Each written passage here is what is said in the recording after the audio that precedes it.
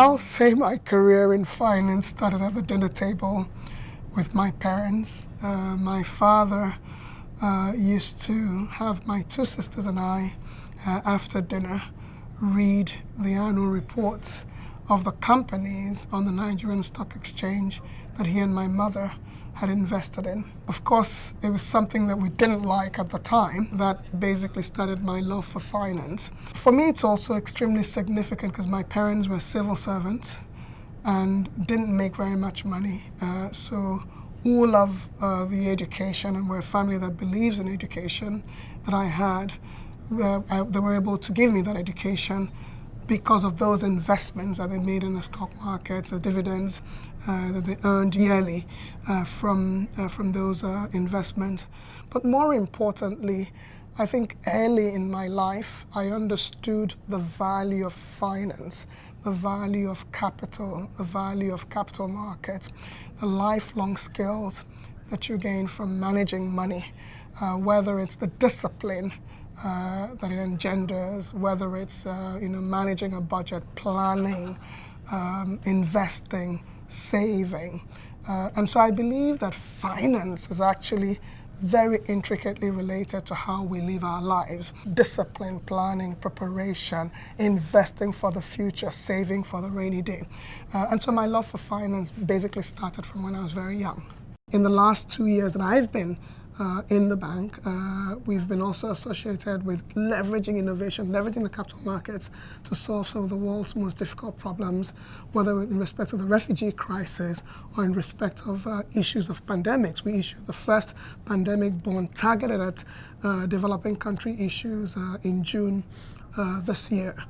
We work with central banks, we work with pension funds, we work with sovereign wealth funds, we work with our colleagues in the other parts of the business, supporting clients around the world, supporting countries around the world to solve their most challenging problems. So it's really, first, an opportunity to work with a talented team, second, an opportunity to work on sophisticated finance, and third, to leverage finance and the capital markets as forces for good.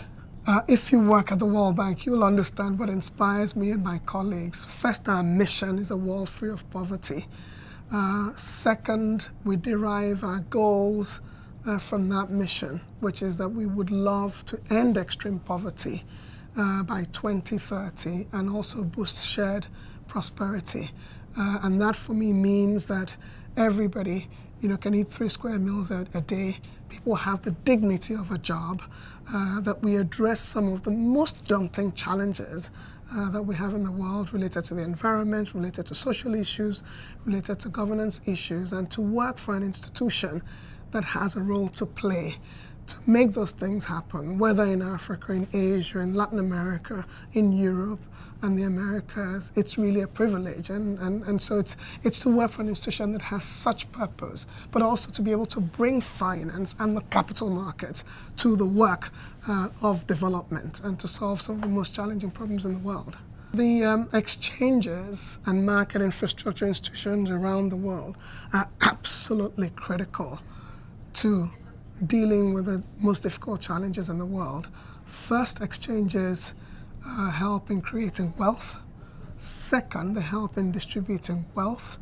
Third, they encourage a meritocracy because the best companies are the ones who do the best. Fourth, they also help with good governance because when companies are doing the right things, people want to be associated with them. And when companies are not doing the right things, then people vote with their feet.